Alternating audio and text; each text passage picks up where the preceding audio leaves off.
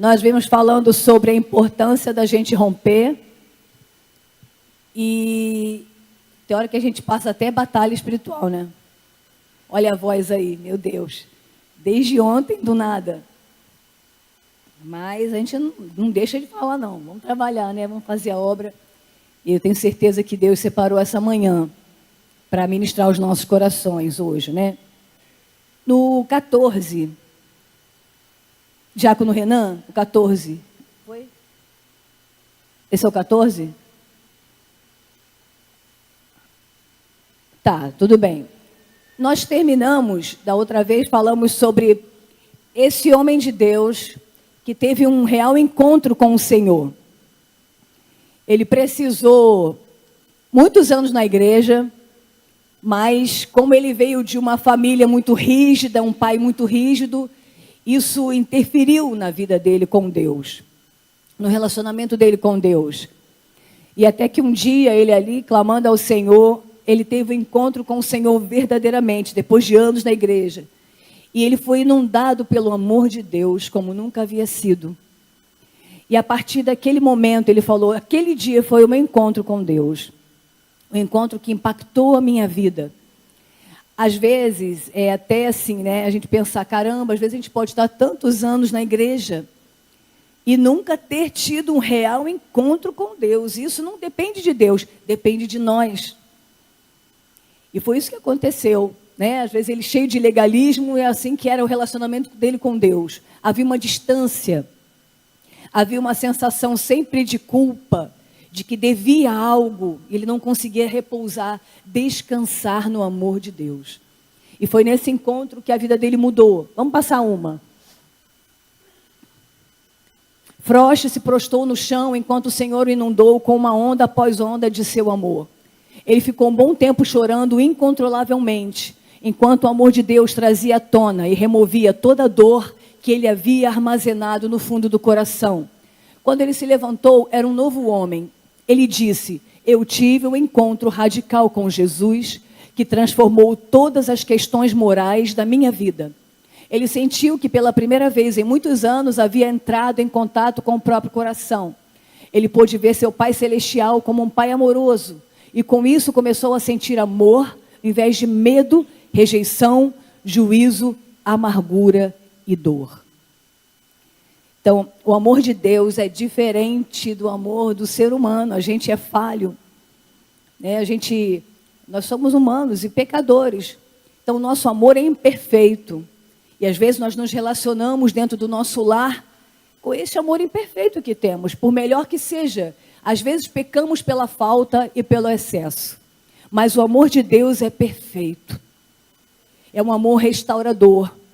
Então é preciso passar por este amor, conhecer este amor.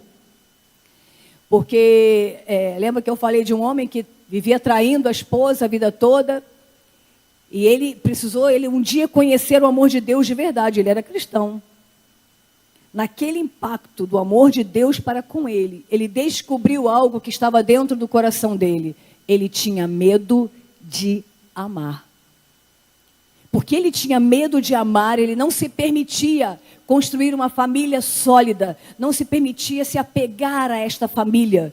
Então ele sempre desprezava esta família, porque tinha medo de amar. Foi quando ele encontrou o amor de Deus, que inundou o coração dele, foi que curou a alma deste homem. E ele se permitiu ser transformado por este amor. E o Senhor reconstruiu aquela família. Olha como é importante esse encontro com Deus. Então, vamos passar. Todos temos nossos vícios, nossas prisões, nossas dificuldades, em maior ou menor proporção. Mas todos temos. Todos temos áreas da nossa vida que precisam ser entregues nas mãos do Senhor, submetidas ao poder e agir curador e libertador do Espírito Santo. Hoje nós vamos falar sobre o medo. E aí a gente vai descobrir que às vezes, quando falo que todos temos mesmo. Pode ser em proporção maior ou menor, mas temos as nossas dificuldades. Às vezes, o que a gente acha que é temperamento, que é coragem, é medo. Ah, poxa, tal pessoa é fortão, tal pessoa é fortona. Às vezes, age por um medo. Como assim? Porque nós vamos ver que o medo, quando a gente sente o medo, a gente tem duas atitudes. Ou a gente foge, ou a gente luta. São essas duas situações que o medo causa na gente. Então, às vezes, há pessoas que lutam porque têm medo. Então, lutam contra um relacionamento, lutam contra uma figura. Pode ser masculina, pode ser paternal, pode ser... Às vezes, aquela pessoa que parece ser durona, ela tem medo. E ela luta. Então, tudo isso precisa ser trabalhado pelo poder curador do Espírito Santo. Vamos passar. Muitas vezes, por estarmos fragilizados em nossas emoções, o inimigo se aproveita. É na alma que ele nos ataca. Nossa mente é atacada com mentiras. Nossas emoções e nossas vontades são atacadas com tentações. Tudo isso com o objetivo de provocar em nós tudo que é contra a verdade de Deus e nos escravizar. Muita forma de pensar que temos, podemos achar até que é nossa, mas muitas vezes tem um cunho espiritual por trás daquele pensamento que é manipulado por Satanás. Mais uma vez, olha a importância de estarmos em contato com Deus, porque nem tudo que pensamos é nosso. Muitas vezes há influências espirituais por trás daquilo que está em nossa mente, nos escravizando. Em nossa vida, alguns sentimentos e pensamentos lançados por Satanás são orgulho, incredulidade, amargura, inferioridade, ciúme, suspeita, medo, fracasso, competição, culpa, autocondenação, rejeição, dependências, ressentimento, insegurança, fantasia, depressão, confusão, engano, intelectualismo, ódio, ganância, egoísmo, dentre outros. Então, muitas vezes nós estamos presos em alguma dessas situações, manipulados por Satanás e não percebemos. Agora, uma coisa importante, que a gente, todas as aulas que for ministrada aqui, ou toda a palavra é para nos confrontar. Ela vai no nosso profundo. Às vezes a gente precisa olhar para dentro, para que haja uma restauração da parte de Deus. Porque a gente vem muito engessado com nossos conceitos formados, muitas vezes pelo medo. E isso é um impedimento para o agir do Espírito Santo na vida da gente. E aí nós vamos ver como nós vimos lá no povo de Israel. O próprio Deus disposto a fazer o extraordinário como o que eles vivenciaram no deserto, morreram sem receber a promessa. Era um coração cheio de medo, era uma mente cheia de amargura, de raiva de Deus, decepcionados com Deus, aborrecidos com Deus. São coisas que nos escravizam. E a gente precisa reconhecer para deixar isso entregue nas mãos do Espírito Santo de Deus. O Senhor não invade o nosso coração. A gente precisa reconhecer. Vamos passar. Tudo isso vai contra a palavra de Deus. Por isso sabemos que não provém dele. São feridas que ficam em nossa alma, geradas por situações que vivenciamos ao longo da vida. O inimigo sabe disso e age em cima dessas feridas, causadas por ele mesmo, pela consequência do pecado, nos impedindo de avançar naquilo que Deus tem para nós. Ora, o Senhor é o Espírito, e onde está o Espírito do Senhor, ali há liberdade. E vos revestistes do novo, que se renova em conhecimento, conforme a imagem daquele que o criou.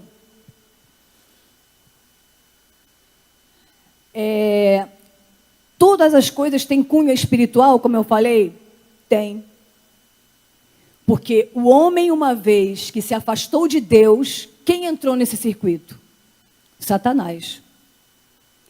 E foi através dessa distância, dessa separação do homem com Deus, é que ele entrou. E manipulou tudo. Então, hoje o que vivemos são consequências do pecado. Seja de ordem familiar, de todas as áreas da vida da gente. Então, sim, existe uma questão espiritual por trás de tudo isso aí.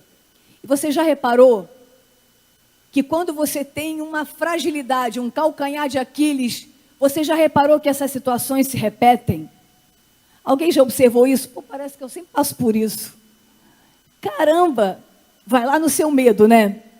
Vai lá na sua dor, né? Por quê? É coincidência? Satanás sabe onde é o seu medo. Sabe onde é o seu calcanhar de Aquiles, a tua fragilidade. E aí quando você vai tentar se levantar, estou cheio de gás agora.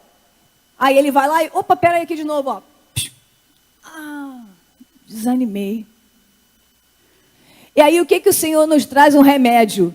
Revesti-vos de toda a armadura de Deus. Para que a gente possa estar firme contra as ciladas do diabo. Agora, um crente, só intelectualmente ou emocionalmente, um crente que não é espiritual, ele tem esse revestimento? Não. A gente precisa buscar em Deus esse revestimento. As armas da nossa milícia não são carnais, mas poderosas em Deus para destruir as fortalezas, anulando os sofismas, as deturpações do diabo. Vamos então passando. Uma das grandes armadilhas é não querer de fato nos libertarmos da velha vida. E assim, consequentemente, de todas as marcas que ela nos traz. É deixar para trás. Isso é muito difícil. E quanto mais a gente, né, o temperamento agarra aquilo ali, não. A gente às vezes é muito senhor. Não, senhor de mim mesmo. É assim que eu penso, é dessa forma que eu ajo, eu tenho essa visão sobre isso. Mas isso tudo tem que ruir quando estamos debaixo de uma submissão ao Espírito Santo.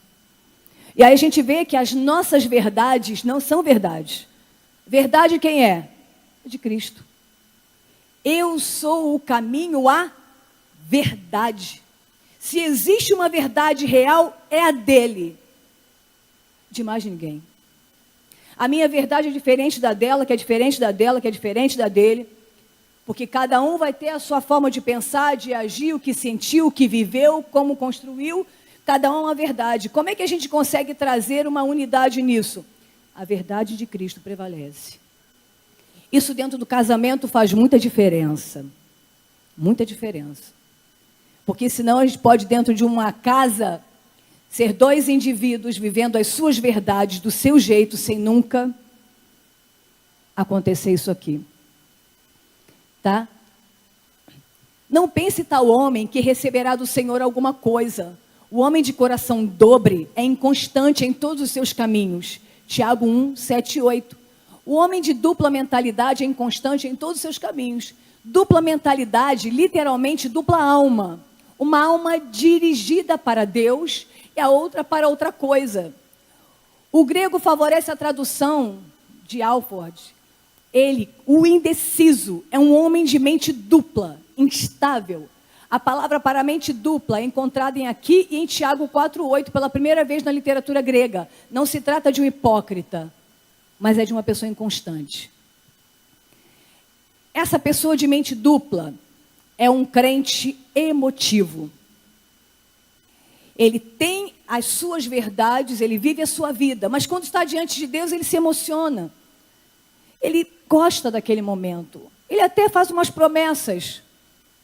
Mas ele não abre mão desse crente que vive de emoção, que é o crente carnal.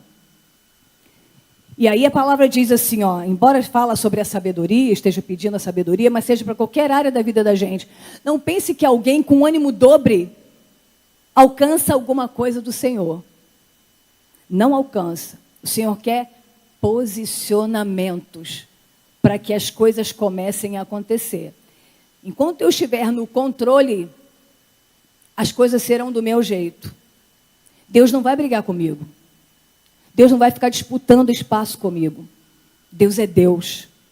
Ou eu entrego, ou Ele deixa você seguir. É do seu jeito? Deus não tem barganha. É o seguinte, ou é do meu jeito, ou nada feito. E quando a gente não é do jeito dele, é do nosso, a gente vai seguir da nossa forma. Aí as coisas vão acontecer. E aí a gente vai ficar, pô Deus, por quê?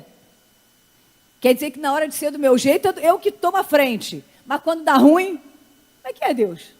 Tua palavra, tá na tua palavra diz aqui, ó, que o Senhor guarda, que o Senhor livra. Mas o caminho foi de quem? Foi meu ou foi seu? A escolha ou a decisão foi de quem? Foi de mim ou sua? De mim ou foi sua?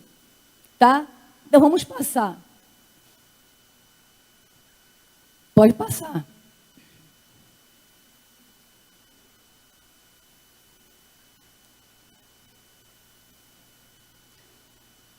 Porque se formos plantados, fortemente unidos como um só, juntamente com Ele na sua morte, também o seremos na sua ressurreição.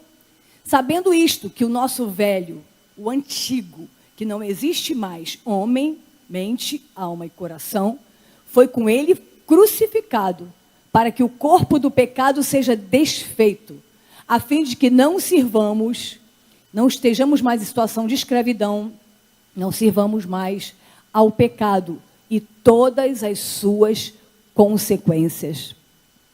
Porque o pecado, ele pode ser perdoado, mas traz consequências. Lembra que eu falei que a vida espiritual, ela é legalista.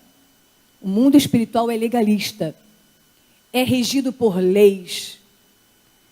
Eu até citei isso na última palavra, que é Isaías 48, que eles estavam orando e jejuando, clamando ao Senhor, e o Senhor falou, não adianta, não é esse o jejum que eu quero. É que vocês soltem as ataduras da impiedade. E ele começa a falar que você faça o bem, que você se preocupe, que você é esse coração que eu quero. Isso para mim é que vale. Não é fazer um jejum tendo a vida assim. Por quê? Porque há uma lei espiritual. E quando a gente segue essa lei espiritual de Deus, de acordo com a palavra, aí ele diz, aí a sua luz brilhará como o dia, e a sua cura virá apressadamente. Então há coisas que a gente está orando, mas não está agindo, não está fazendo. Nesse ponto, mostra o quê? Adianta só orar? Não.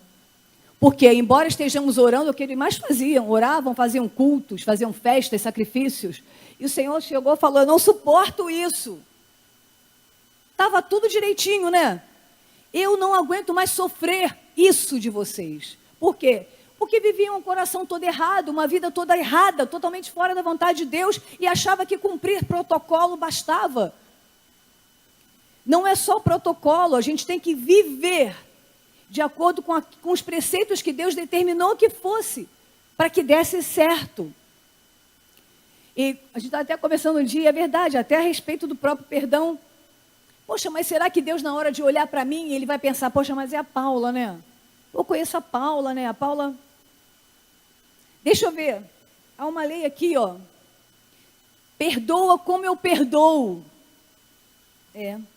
Na hora de invocar essa lei lá, não teve perdão, não receberá. É uma lei. E as coisas de Deus são tão sérias.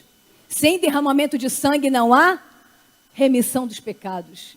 E Deus leva tão a sério isso, que Ele permitiu que o seu filho morresse, para que se cumprisse isso. Como diz, justiça é a base do seu trono. Então, o mundo espiritual é cheio de leis. E se a gente viver de acordo com como a gente quer, fazendo o que a gente bem entende, pode orar, pode jejuar, as coisas vão ficar presas. Por quê? Porque lá está recuando uma lei que está sendo... que a gente está contra aquela lei espiritual, achando que as coisas vão acontecer. Não vão. Isso é muito importante. Por isso é importante a gente conhecer a palavra de Deus. Porque eu posso estar vivendo, sentindo, falando, pensando, agindo contra algo que Deus determinou, que sobre isso há uma lei. Lembra que Jesus fala, tá bom, você pode, não trair não. A minha mente está cheia de impureza, pensando um monte de coisa, com um, com o outro, com... Há uma lei lá. Está lá no mundo espiritual. Então eu estou indo contra ela, contra essa lei. Então vou conseguir alguma coisa? Não vou. A não ser que eu me arrependa, a não ser que eu seja, purificada pelo sangue de Jesus, mude, aí sim, eu vou ver as coisas acontecer, tá? Então vamos passar. Então hoje vamos falando sobre o medo, vencendo o medo. Deixo a paz a vocês, a minha paz eu dou a vocês, não a dou como o mundo a dá.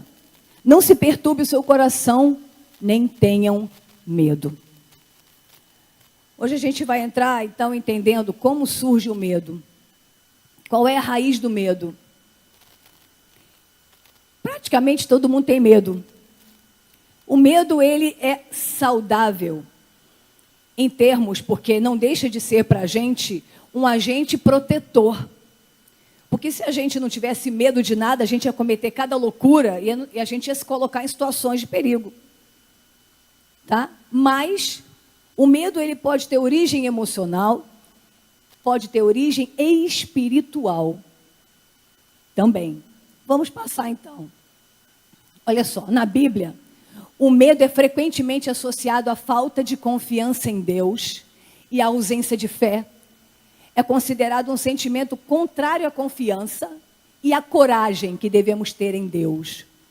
O medo pode ser visto como uma barreira para a fé, para a vivência plena da vida espiritual, ativa e sobrenatural e da comunhão perfeita com Deus. Vamos passar. Pode passar. Davi, frente às lutas contra seus inimigos humanos e espirituais, também teve medo. Porém, nos ensina como vencê-lo. Olha que ensinamento. Veja o que diz o texto. Mas eu, quando estiver com medo, confiarei em ti. Em Deus, cuja palavra eu louvo, em Deus eu confio e não temerei. Observe que Davi não descarta que pode haver medo. Porém, ele não permite que o medo tenha força mediante alguma situação. Ele escolheu se lançar aos cuidados de Deus e confiar. Vamos seguindo que a gente vai conversar mais à frente. Pode passar. Como tudo começou? Como entrou o medo? No jardim do Éden, Adão e Eva estavam seguros e livres de danos. Eles não temiam nenhum predador ou doença. Todas as suas necessidades físicas eram supridas. Eles estavam completamente seguros, alegres, repletos de louvor para com o Senhor.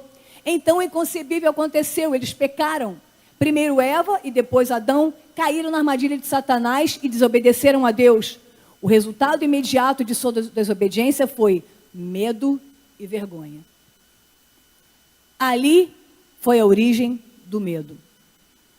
Quando eles pecaram contra Deus, isso trouxe distanciamento. A partir desse momento, um sentimento de vulnerabilidade. Porque enquanto estavam com Deus, eram seguros, era um relacionamento perfeito. Quando eles se afastaram, é uma coisa interessante, né? Como diz, não há escuridão, né? Não há escuridão, a ausência de luz, é isso? É isso? É isso, né? Não existe escuridão. O que existe é a ausência de luz. Que coisa complexa, né? A ausência de luz. O princípio é o mesmo.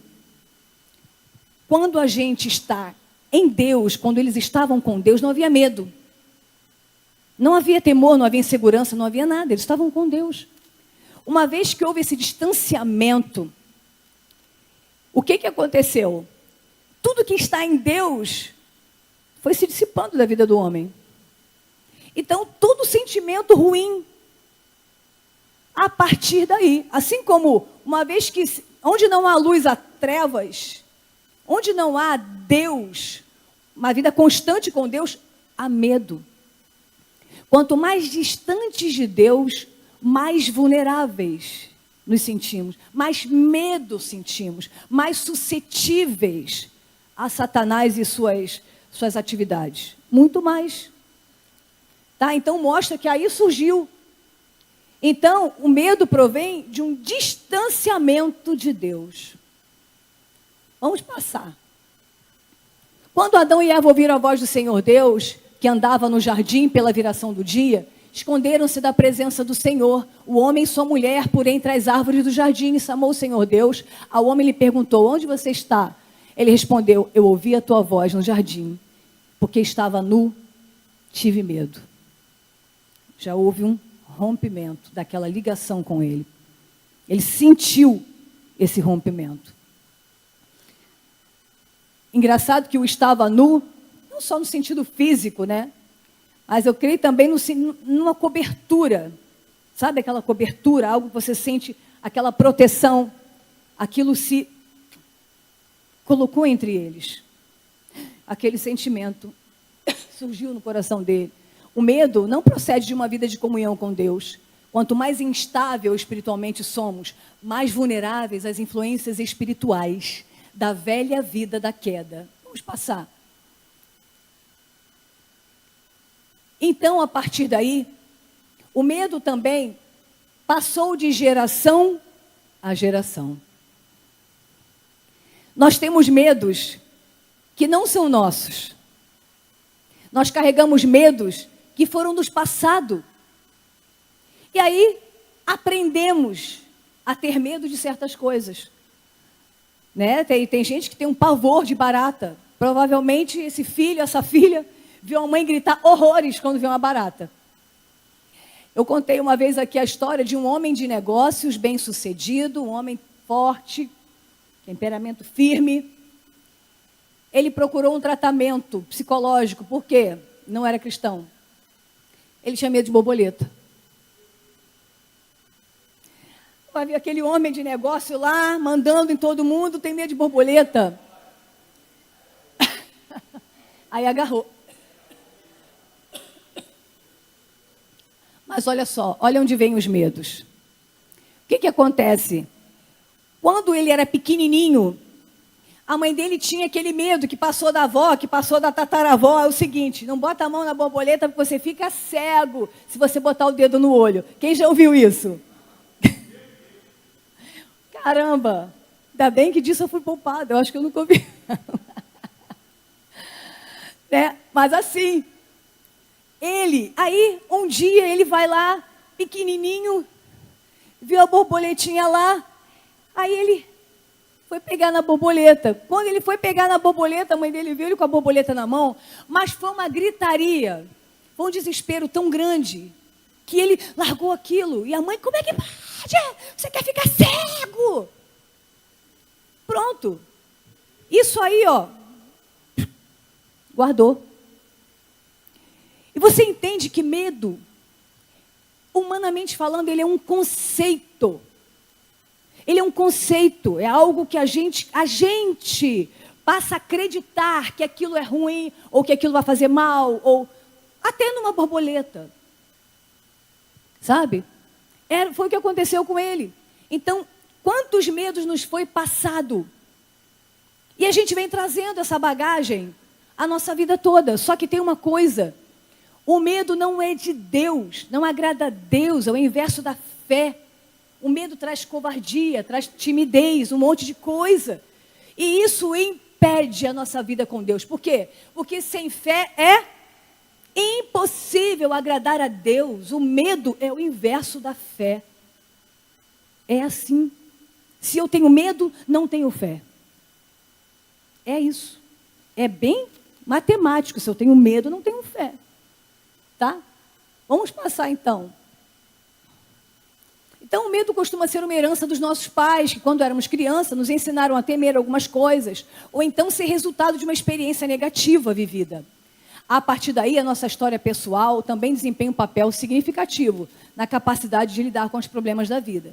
Se você cresceu com pais medrosos, uma mãe que estava sempre recuando diante das dificuldades da vida, um pai ausente que se omitiu, é provável que você seja medroso. Olha só, está lá.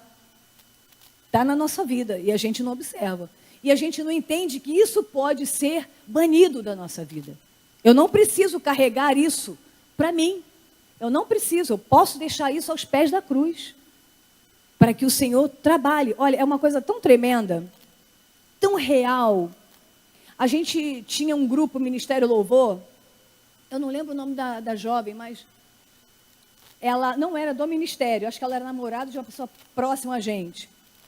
Ela, eu não recordo qual foi o problema que ela teve na casa dela, dentro da casa dela, que criou um trauma nela. Ela tinha medo de ficar dentro de casa. A mãe saía para trabalhar, deixava ela com o irmão pequeno. E ela passava o dia na garagem. Não entrava dentro de casa, por algo que aconteceu ali, algo traumático que aconteceu dentro da casa dela. Aí eu poderia dizer assim, não, mas não tem problema, Jesus não liga para isso, Jesus liga para tudo que te amarra. Ele liga, ele se importa e ele quer cortar isso da vida da gente. O que for. Sabe o que aconteceu com ela?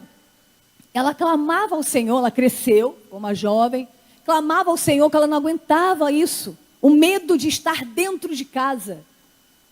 Um dia, de tanto ela clamar, por isso que eu digo, você não vai ter as coisas só porque você precisa.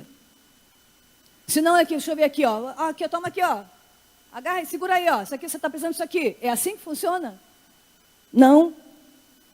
Agora, a gente precisa ter consciência do que precisa e colocar diante de Deus. Não andeis ansiosos por coisa alguma, mas apresenteis o quê? Diante de Deus as vossas petições, com ações de graça, sem medo. Confiando. Sabe o que aconteceu com ela? Um dia ela estava dormindo. E o Senhor Jesus, no sonho dela, apareceu na casa dela. E aí ela olhava e falava, Senhor... E no sonho ela estava fora, ela estava na garagem, como sempre quando ela era criança. Aí o Senhor pega ela, pega a mão dela e começa a andar pela casa com ela. Cada cômodo do lar dela, o Senhor Jesus entrava. E ela olhava para ele e ele... Ou seja, eu estou contigo em cada cômodo da sua casa. Eu estou contigo. E ela foi caminhando e olhava para ele toda boba. E ele só, como quem diz, eu estou aqui. Foi a partir daí que aquela moça foi liberta do medo. É isso que Jesus quer fazer. Exatamente isso que Jesus quer fazer. Mas nós vamos ver que existem vários tipos de medo. Então, pode passar. Se você cresceu em uma casa onde havia muito abuso, ou vergonha, ou onde você se sentia como se nunca pudesse agradar ninguém, você provavelmente lutará contra isso. Mas a sua história de infância não é a única história significativa que você tem. Você também tem suas experiências adultas, que em muitos casos são mais significativas do que o que aconteceu quando você era mais jovem. Pastora, você está aí falando psicanálise? Não. Eu estou falando que Deus trata com a gente que é gente. Nós somos gente. E é por isso que a gente precisa do tratamento do Espírito Santo de Deus. Não estou falando de ninguém, de Freud, nada disso. Eu estou falando de Jesus Cristo e do Espírito Santo. É que o crente passou muito tempo achando que tudo é demônio, quando ele era o seu maior algoz. O Senhor quer nos livrar de nós mesmos e dos espíritos malignos. Totalmente livres. Então vamos passar. É até maligno uma pessoa que fala besteira dessa. Por exemplo, se você teve dificuldade para conseguir um emprego, quanto mais você for entrevistada sem sucesso, mais temerosa você poderá. Não pode acontecer. Um exemplo, tá? Se tornarem conhecer pessoas ou tentar mostrar suas habilidades. Portanto, você terá mais problemas de encontrar trabalho. Algumas pessoas lutam contra medos em situações sociais. Elas temem dizer ou fazer algo que pareça tolo. E então elas evitam-nas. E a gente vai começando a se observar. Eu quero dizer que enquanto certas coisas estiverem na nossa vida, você já reparou? Parece que não anda. Por quê? Porque existe o medo que a gente tem, as coisas que precisam ser trabalhadas pelo Espírito Santo, elas nos colocam uma barreira. é o máximo onde eu consigo ir por mim. Então a gente se esforça, faz, ó, temos que fazer a nossa parte, temos que fazer. Mas já reparou que há uma coisa que você, opa, caramba, daqui eu não passo, eu faço todo o esforço, daqui eu não passo. É porque o Senhor precisa entrar e tirar essa barreira, esse impedimento, para que você prossiga, para que você cresça, que você vá adiante. Isso é muito necessário. Vamos passar. Outras têm medo em relação à doença ou morte, enquanto outras temem ter que falar com estranhos ou diante de um público. Outras não se lançam nos propósitos de Deus porque temem não ser capazes. Algumas pessoas evitam relacionamentos íntimos, mesmo que estejam solitárias e desejem se casar, simplesmente porque estão com medo de cometer um erro ou de ser desapontadas, traídas ou infelizes. Existem diferentes formas de medo para diferentes situações na vida. Uma pessoa, por exemplo, que tenha medo, que vivenciou dentro da sua família uma situação de um relacionamento abusivo, ela pode, a vida dela toda, se sabotar. Não se entregar de fato. Ah, sabe aquela que é braba? Eu falo mesmo. Sabe o que é isso? Luta diante de um medo. Aí é luta. Gente, isso é medo. Você está reagindo a um medo. Medo de se entregar, medo de ser traído de novo, medo de estar na mão de alguém, medo. Aí a gente parece que é o brabão. É o brabão porque ou é luta ou é fuga. Se eu não fojo, eu brigo, eu luto, eu guerreio. Isso é dessa forma que a gente reage. Uns se recolhem e outros avançam. Mas é um avanço que não é de Deus, não. É um rolo compressor. Que não é feliz, não vai fazer os outros felizes, não vai. E aí eu posso colocar meu nome aqui e orar pela minha família. Mas o Senhor precisa arrancar este muro de separação que o medo está causando. O meu, se fosse o caso. Isso é muito importante. Agora eu preciso reconhecer que essa minha atitude é de medo. É de medo. Ah, não, mas fulano é muito brabo. Não. Essa pessoa está com medo. Mas Deus quer fazer essa pessoa feliz. O Senhor quer dar um casamento abençoado a esta pessoa. E o Espírito Santo precisa trabalhar no coração e na mente desta pessoa. Libertá-la das garras do medo. Isso é necessário para que essa pessoa um dia case, tenha filhos, construa uma família feliz. Deus precisa agir aqui. Vamos passar. Ou ainda quem é casado. Está na hora de ruir isso. Isso acontece porque a nossa mente é atemporal. Não adianta a mente não vai entender que o que você viu aconteceu há anos atrás. Ou aconteceu com a sua família e não foi com você. A mente, enquanto não há uma liberação de perdão, você vivencia aquilo todos os dias. O mesmo sentimento como se fosse ontem. Está presente, dói tanto quanto.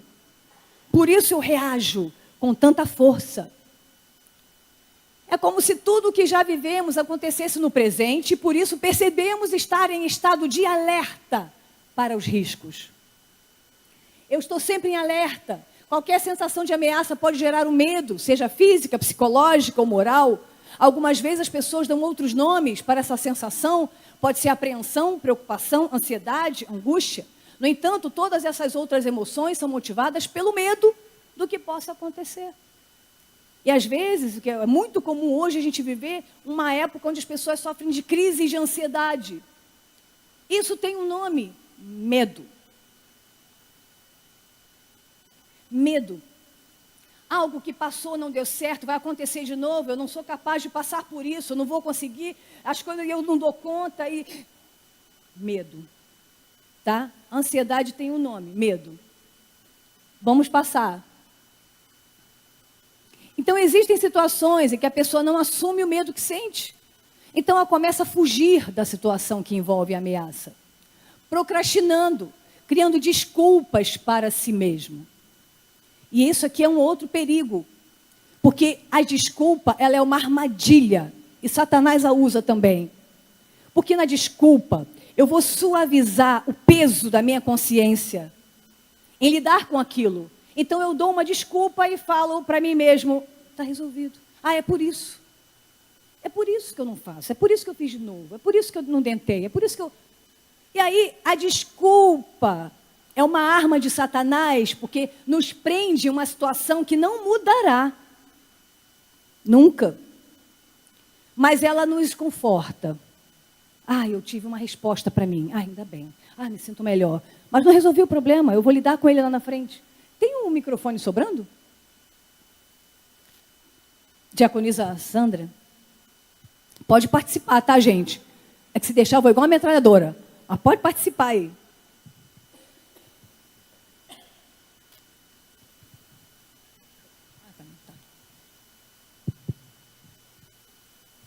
Quando você fala de desculpa, você está falando de uma justificativa que você dá para si mesmo sobre aquele ato, né? Ainda ontem eu estava conversando lá em casa sobre essas questões que a gente, até é falado muito aqui, quem justifica não muda, né?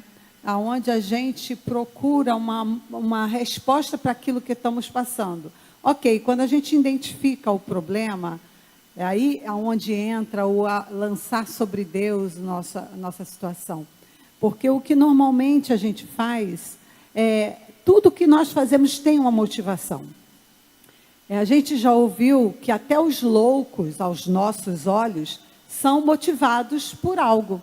Eles agem de determinadas formas, mas existe uma motivação dentro deles mesmos. Então, tudo que fazemos, existe uma motivação. Só que nem todas as motivações, elas estão corretas diante de Deus, né? E aí a gente pega e justifica a nossa atitude por conta da nossa motivação. Eu fiz isso por causa daquilo. Eu fiz aquilo outro, mas é por causa daquilo outro. Quando o fato de termos uma motivação que aos nossos olhos possa ser justificável, se ela não passa pela justiça da palavra, ela é errada. Não é? Então, esse é o nosso problema, porque, mas, por exemplo, alguém me agride, aí eu agrido, aí eu digo, mas eu fui agredido. Sim, mas é correto agredir? Não. Mas eu fui agredido, então é justificável você agredir porque você foi agredido? Na verdade, não.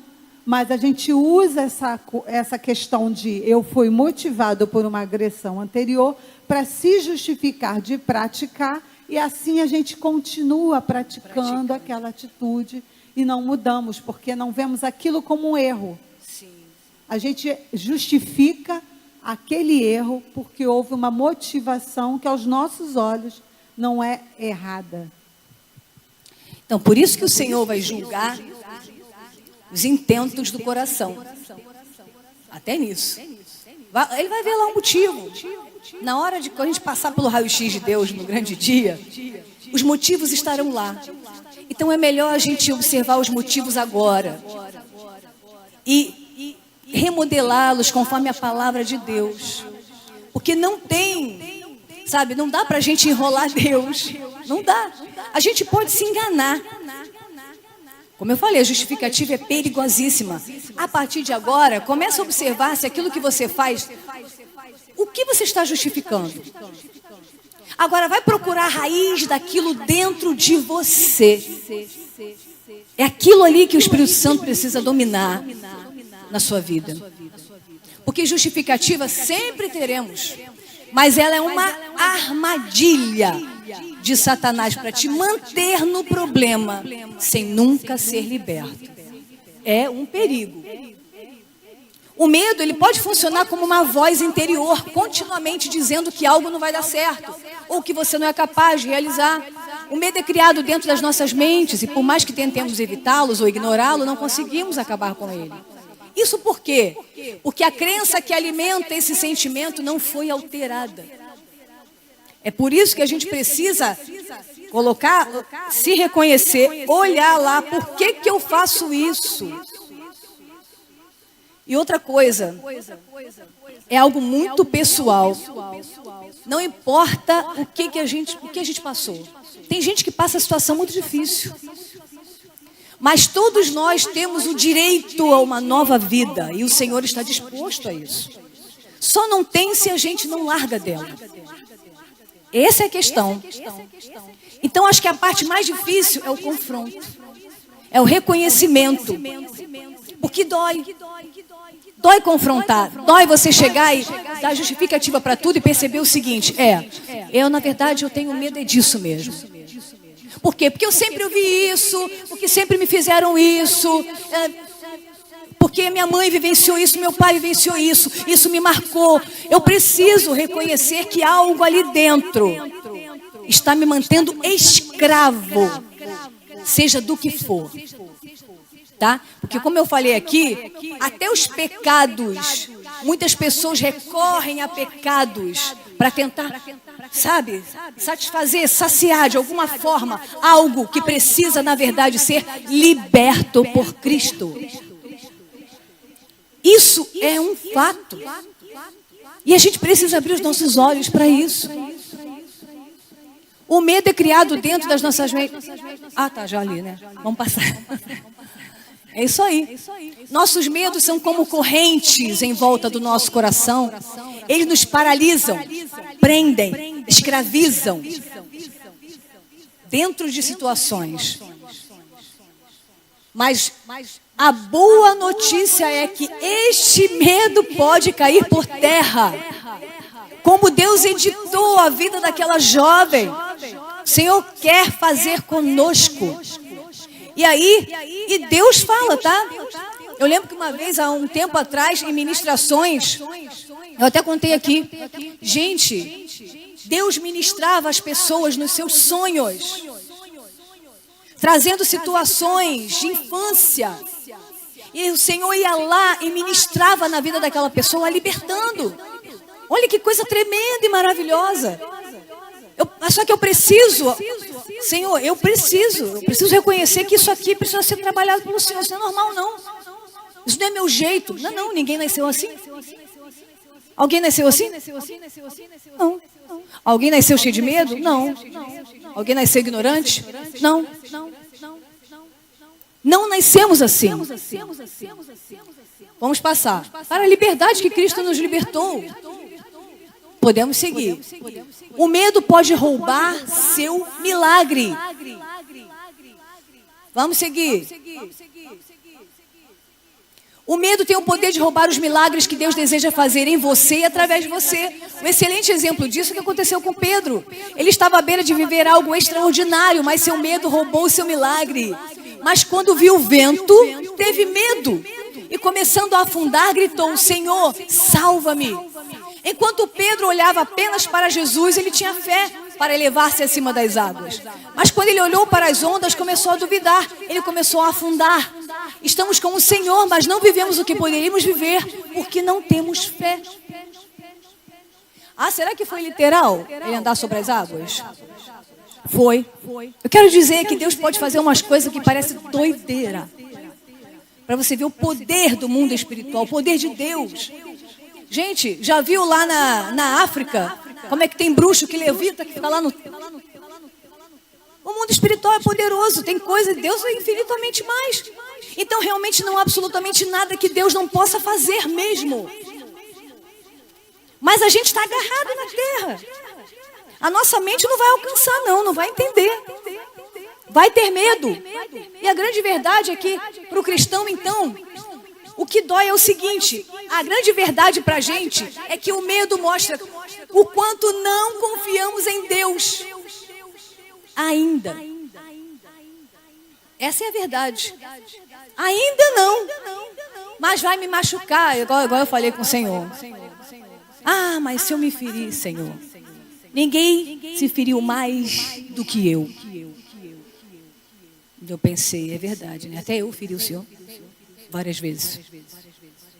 Medo. Deixa, está na mão de Deus. Vamos passar. O medo pode banir a fé. Mas a fé pode banir o medo. Tá? E aí, como é que a gente faz? Fortalece a fé também. Agora, a fé vem por onde, hein?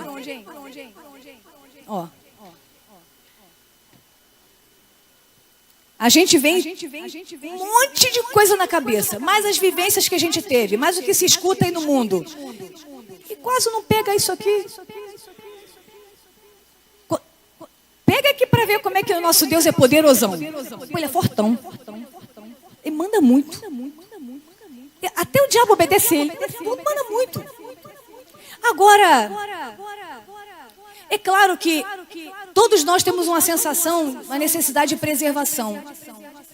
Mas sabe a grande verdade? Que por mais medo que você tenha, tem coisa que você não vai evitar.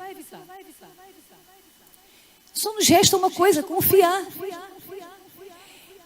E se ele não fizer? Ele é Deus. E se fizer? Continua sendo Deus. Não, é o inverso, né? Ele continua sendo Deus e a nossa vida está nas mãos dele. Todas as coisas cooperam para o bem daqueles que te amam. Às vezes, é preciso a gente passar até por determinada dor, para que o Senhor trabalhe o nosso coração. Mas quem quer se machucar? Ninguém, né? Eu vou falar, eu sou uma pessoa que não. Brinquedo de me jogar para o alto. Me deixa na terra. Eu estou no controle aqui. Nada de me jogar para o alto, nada disso. Né? Pessoas assim passam sufoco. Por quê? Porque quer controlar tudo. E agora? Eu posso controlar se eu vou estar viva amanhã? Não posso. Então nós precisamos confiar. Se acontecer, meu Deus, Deus permitiu por algum motivo. Vamos lá. Agora, outra coisa que é muito importante, tá? Às vezes a gente é um crente carnal, que vive longe de Deus, que faz as coisas que bem quer, e acha que Deus tem a obrigação de nos livrar de tudo. Se a gente quer realmente viver a vontade de Deus na íntegra, vamos lá para o esconderijo do Altíssimo. Agora, eu sou independente, eu faço o que eu quero, eu faço a minha agenda, eu penso da maneira que eu penso. Não importa. Sou carnal. E acho que Deus tem a obrigação de cumprir a palavra dele comigo. Eu cumpro? Cadê a lei espiritual? Aí sim, né? Aí esse crente tem que temer mesmo, porque tá brincando. Tá brincando, e o diabo não brinca não. Deu um mole aí, ó. Fica longe de Deus, vai ver só. Não tem conversa não, tá? Jesus estava na popa, dormindo com a cabeça sobre um travesseiro. Os discípulos acordaram e clamaram: Mestre, não te importas que morramos? Ele se levantou, repreendeu o vento e disse ao mar: Aquieta-te, acalma-se. O vento se aquietou e fez grande bonança. Então perguntou aos seus discípulos: Por que vocês estão com tanto medo? Ainda não tem fé? Viu como é que Jesus confrontou? Se tem medo aí, não tem fé. Tá? Pastor, qualquer coisa você pode passar. Nós vamos orar hoje sobre o medo. E a gente até orou. Porque eu falei: meu Deus do céu, isso deve ser retaliação, Jesus. Ali preparando para a aula de hoje, era dor de cabeça, aí era cólica, era dor na garganta. Meu Deus, isso é a luta, Jesus. O que é isso? Não é normal, não. Oh, em nome de Jesus. Porque Deus não nos deu espírito de temor, mas de fortaleza, e de amor, e de moderação. Isso é tremendo. Que não é só poder, não. O amor também está junto, né? Senão a gente vai... Não, calma. Com amor, com moderação. Pois, implicando que Timóteo precisava do incentivo para despertar o dom de Deus em si mesmo, pois era tímido. Pois Deus não nos deu o espírito de medo. O espírito que Ele nos deu não foi de timidez, literalmente covardia, fraqueza, mas de poder, exibido em um testemunho. Cristo mesmo foi testemunho da autoridade, do poder que Ele tinha. Poder é o acompanhamento invariável do dom do Espírito Santo.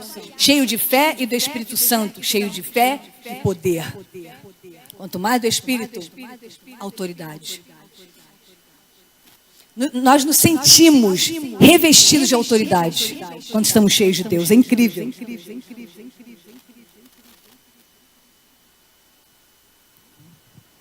Rapaz, Assim, esse é um assunto que fala muito comigo. Vocês sabem da patologia que eu convivo. Eu estou liberta em nome de Jesus, mas ainda fisicamente não aconteceu. E tem momentos que é muito difícil. É muito fácil estar pleno em Deus, livre dos problemas, dentro da casa do Pai. Na semana de Pentecostes, meu Deus, é fácil. É fácil estar confiante, é fácil conseguir, é muito fácil. Mas e quando você está na tua casa? Quando as dores cotidianas vêm? Até um médico, que eu acho que ele é cristão, estou glorificando a Deus pela vida dele, tem mandado muita mensagem boa. Ele falou assim, nós, né, seres humanos que têm a patologia, você não finge,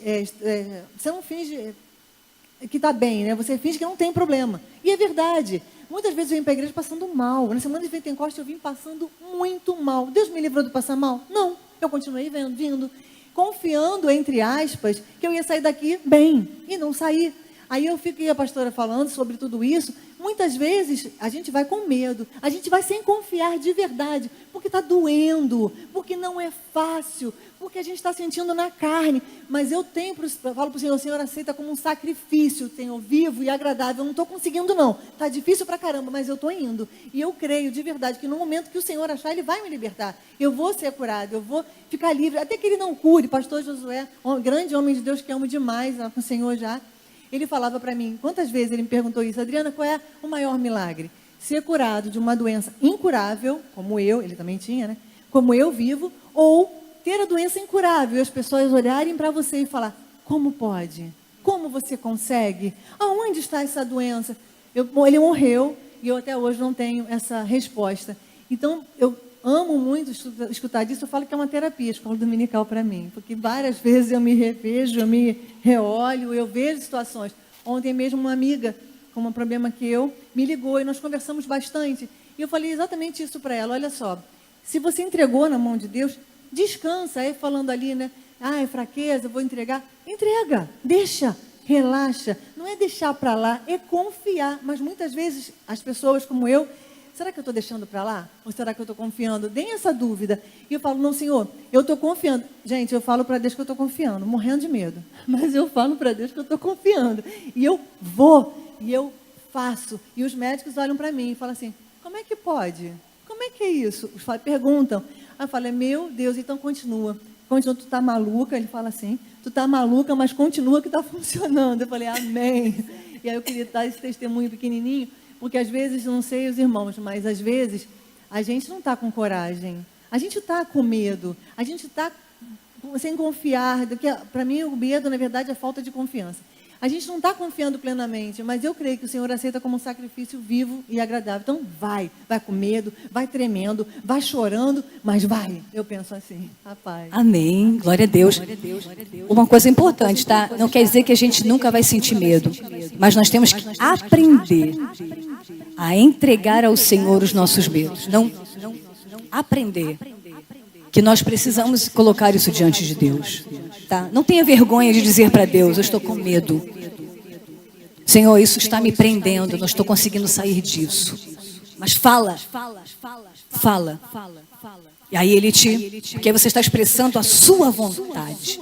Porque quer viver do jeito que está, agora fazer igual tinha era dos viciados. Quer beber, o problema é seu. Quer parar de beber, o problema é nosso. Então, a partir do momento que você fala, eu quero, aí Jesus fala, esse problema é meu. Eu vou te tirar disso. Eu vou te ajudar. Tá? Vamos passar. Pode passar. O medo é o resultado do espírito de escravidão. O medo dentro de nós exagera as causas do medo fora de nós. O espírito de poder é o espírito do homem habitado pelo Espírito de Deus, que confere poder. Este poder expulsa o medo de nós. Seguindo, para a gente poder concluir aí hoje do medo. Existe uma guerra espiritual em cima do medo, tá? Vamos então seguir e a gente vai depois orar. O diabo é mentiroso.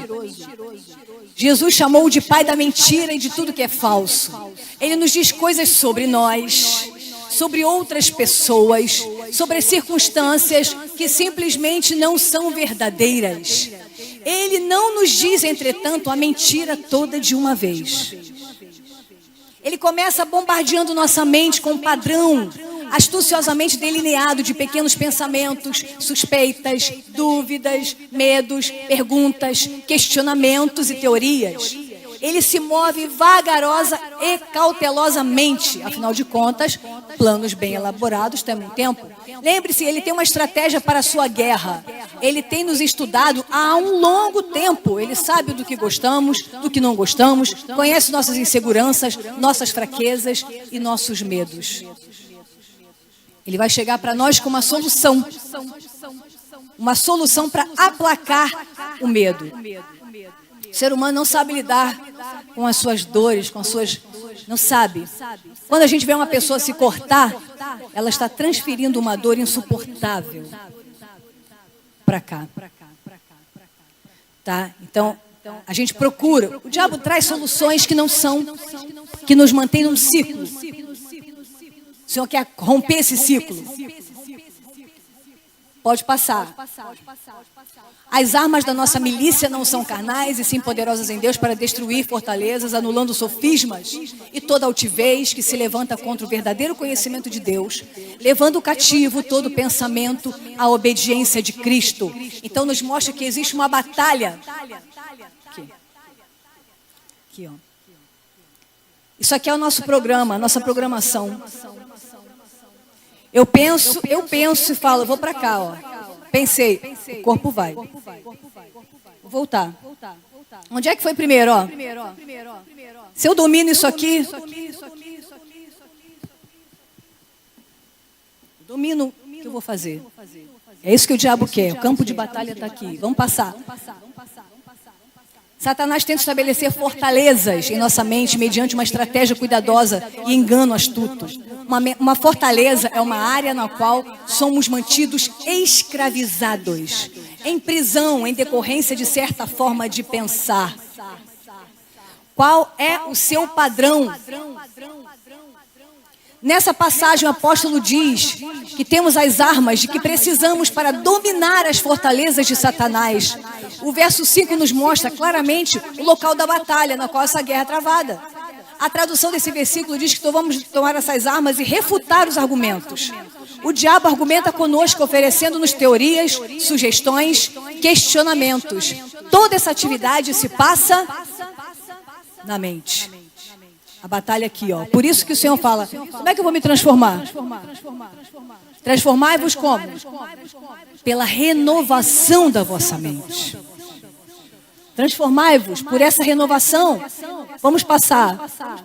Precisamos de armas espirituais porque estamos combatendo o próprio diabo. Mesmo Jesus usou a arma da palavra no deserto para derrotar o mal. Cada vez que o diabo mentia a Jesus, ele respondia, está escrito. E citava a palavra. Assim Cristo derrotou e o expulsou. Até de certa forma, a sugestão de um suicídio. Ah, é? Não diz? Se joga. Até Jesus passou por essa batalha, do momento que ele estava fragilizado, que ele estava sozinho, com fome, num deserto. Mas ele estava cheio da palavra. Vamos passar. Se temos pensamentos carnais, errados, negativos, não podemos caminhar no Espírito. Uma mente renovada, santa, é uma necessidade vital para uma bem-sucedida vida cristã. Sua vida pode estar em estado caótico pela sua maneira errada de pensar. Se assim for, é importante que você entenda o fato de que sua vida não se endireitará até que a sua mente o faça. Até que entreguemos ao cativo a quem? Cristo. Consagro a minha mente aí. Busco. Leio. Medito na palavra. Eu tenho que me esvaziar de mim e me encher de Deus. Você deveria considerar essa área de necessidade vital. Seja sério a respeito de demolir as fortalezas que Satanás construiu na sua mente. Use as suas armas da palavra, do louvor e da oração. Você precisa se posicionar espiritualmente para que Cristo te faça vencedor. Uma guerra espiritual era uma estratégia de guerra. Quando eles queriam tomar uma cidade fortificada, O que eles faziam? Eles cercavam aquela cidade, impedindo que eles pudessem buscar alimento. Então, uma hora, ou eu mato esse povo ali dentro de inanição e fome, porque eles não podem sair, porque eu estou aqui, ó. Estou cortando o suprimento deles aqui fora. Ou eles vão abrir, quando eles abriam, entro e domino. Era uma tática de guerra. Sabe a primeira coisa que o Senhor vai te isolar? Que o Senhor não, que o diabo vai te isolar? Vai cortar o teu suprimento. Aí você não tem vontade de ler a Bíblia. Dá sono, dá preguiça. Você não pega a Bíblia a semana toda. Ou você morre espiritualmente. Ou você dá uma brecha. A alma faminta, todo amargo é doce. Está com fome, não tem um alimento. Qualquer coisa que o diabo me der, eu vou aceitar. Porque eu estou morrendo de inanição. Não tem como viver uma vida vitoriosa, longe de Deus, sem ler a palavra. Reedite a sua mente com a palavra. Isso é necessário, é vital. Não é só para entender. Eu tenho que ler. Que obrigação, né? Tem que ler. Não é isso não. Isso é como um alimento. É um pão que te alimenta todo dia. É uma fonte que jorra e que te mata a sede todo dia. O diabo vai botar esterco para você e você não vai aceitar. Você está satisfeito. Isso é necessário. E é isso que ele faz. Eu lembro do meu pai uma época que ele... Olha, você vê como é que o diabo faz. Só que mostrou espiritualmente. Muitos anos atrás, todo mundo sabe que meu pai já teve envolvimento com a maçonaria. Muitos anos, acho que era solteira. Era solteira, né? E tal. Por fim, o Senhor abriu os olhos dele, ele saiu daquilo ali e viu a guerra espiritual que estava por trás da maçonaria. Porque isso é espiritual. E aí ele começou a passar suas batalhazinhas básicas, né? Porque espiritualmente houve o quê? Retaliação. E aí as portas se fecharam, as coisas ficaram difíceis. À noite ele está deitado, falando com o Senhor, e de repente ele vê Satanás chegar para ele com uma bandeja cheia de ouro. Muita riqueza. Chegava para ele e oferecia para ele. É tua. E meu pai falava assim: Senhor, revela o que Satanás está fazendo. Aquele ouro se transformou em esterco. É isso que é espiritualmente. No dia seguinte, apareceu um homem com uma proposta irrecusável para que ele voltasse. Porque aí tudo se resolveria. Meu pai falou: nunca mais. Nunca mais. É isso que o diabo faz. Ele vai aparecer com alguma coisa interessante que vai aplacar a sua dor, o seu medo, a sua insegurança, a sua insatisfação, o que quer que seja. Pede para Deus mostrar o que é isso que Ele tem para você. Esterco, porque o diabo não tem nada de bom. E nem nada que vem dele, por mais bonito e interessante que pareça, é lixo. É para te enrolar. O diabo te odeia. Ele nos odeia, ele nunca faz nada de bom para a gente. Se ele nos dá algo aparentemente bom, é porque ele está nos enrolando para nos manter nele. Como o ex-satanista, que no dia que ele seguiu a Satanás o tempo todo, um demônio lá maioral, no dia fazia as vontades dele toda. Vai pra cá, vai pra lá, mata aquele ali do coração, ele ia lá e amassava o coração, o cara morria. Ele pintava o 7 com ele. Ele mandava e o demônio obedecia. Aí um dia, quando ele estava à morte, sendo consumido pelo câncer, ele olha para a beira da cama dele assim, e ele vê aquele demônio maioral. E ele fala: me ajuda, me tira daqui. Você pode me fazer viver de novo. E aquele demônio deu uma gargalhada e falou: agora você vai saber quem realmente eu sou. É assim que o diabo faz. Tá legalzinho? Tá dando para levar? Deus não quer te dar migalhas. Você tem direito ao pão da vida. Se alimente do pão da vida. Não deixe o diabo te enrolar mais. Deixa eu só ver se tem alguma coisa para nós orarmos quanto a isso. A morte propiciatória de Cristo foi designada para libertar dessa escravidão do medo. Passa, pode passar, a gente já vai terminar. Pode passar. Jesus Cristo é a chave que pode banir todos os seus medos e libertá-lo. Ele é capaz de fazer isso porque o amor dele é mais poderoso do que os seus medos. Qualquer coisa que você... Eu achei muito interessante. O pecado, tem pecadinho, tem pecadão. Se fosse pequeno, você deixava. Qualquer coisa que você não deixa é grande. Tá? Pode ser a coisa mais mínima que seja. É grande. Todo aquele que é vencido se torna escravo de quem? Do vencedor. É bíblico. Tá? Ele é capaz de fazer isso porque o amor dele é mais poderoso do que seus medos. É plano dele ensiná-lo, encorajá-lo, transformá-lo em uma pessoa que confia nele. Mesmo em face de suas mais profundas preocupações e ansiedades, ele é o único capaz de transformá-lo. Ele é o transformador de corações. Está mais interessado em libertá-lo do que você pode imaginar. O Espírito Santo irá convencê-lo da sua necessidade de aproximar-se do seu Salvador. E à medida que ele fizer isso, você encontrará a ajuda e o descanso pelos quais você tanto anseia e precisa. Está nele. Vamos passar? Então não tenha medo de olhar profundamente para o seu próprio coração. Pode ser doloroso por um tempo, mas pela graça e misericórdia de Deus, valerá a pena. Olhe profundamente para o coração daquele que tanto amou você, que caminhou para as garras da morte e a venceu pelo seu bem. Amor como esse requer, pelo menos, confiança. É ou não é? Alguém que se entregou para te salvar, será que não é digno de confiança? Vamos seguir.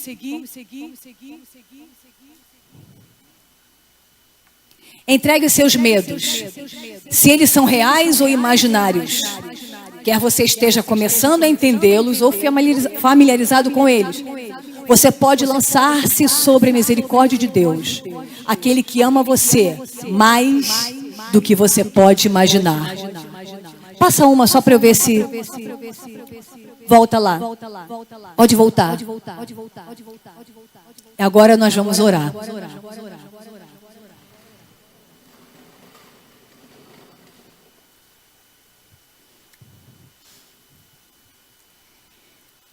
Cada um de nós tem...